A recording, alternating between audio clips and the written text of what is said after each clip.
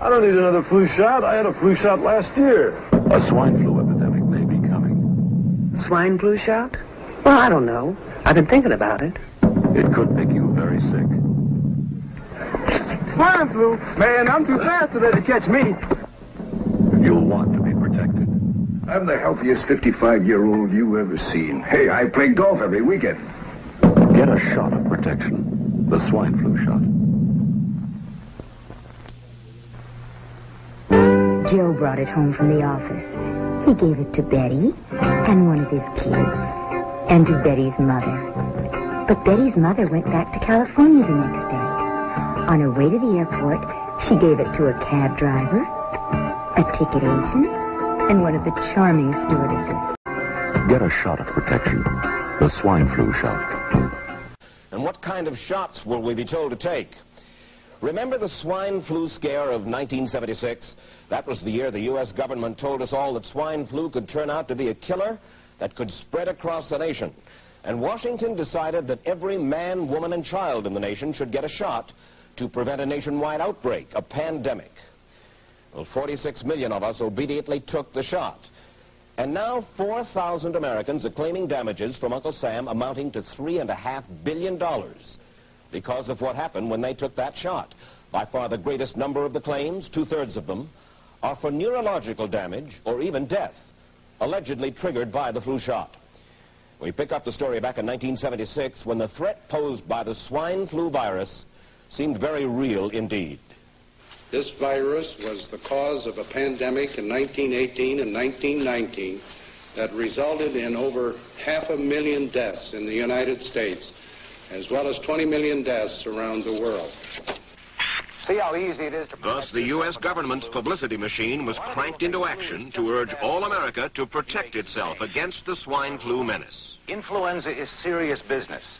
During major flu epidemics, millions of people are sick and thousands die. Well, this year you can get protection. The vaccines are safe, easy to take, and they can protect you against flu. So roll up your sleeve. Protect yourself. One of those who did roll up her sleeve was Judy Roberts. She was perfectly healthy, an active woman, when in November of 1976, she took her shot. 2 weeks later, she says, she began to feel a numbness starting up her legs. I joked about it at that time. I said, I'll be numb to the knees by Friday if this keeps up. By the following week, I was totally paralyzed. So completely paralyzed, in fact, that they had to operate on her to enable her to breathe. And for 6 months, Judy Roberts was a quadriplegic. The diagnosis? A neurological disorder called Guillain-Barré syndrome, GBS for short. These neurological diseases are little understood. They affect people in different ways. As you can see in these home movies taken by a friend, Judy Roberts' paralysis confined her mostly to a wheelchair for over a year. But this disease can even kill. Indeed, there are 300 claims now pending from the families of GBS victims who died, allegedly as a result of the swine flu shot.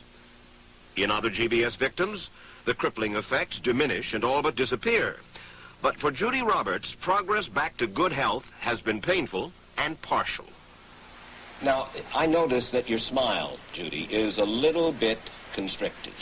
Yes, it is. Is it different from what it used to be? Very different. I have a greatly decreased mobility in my lips.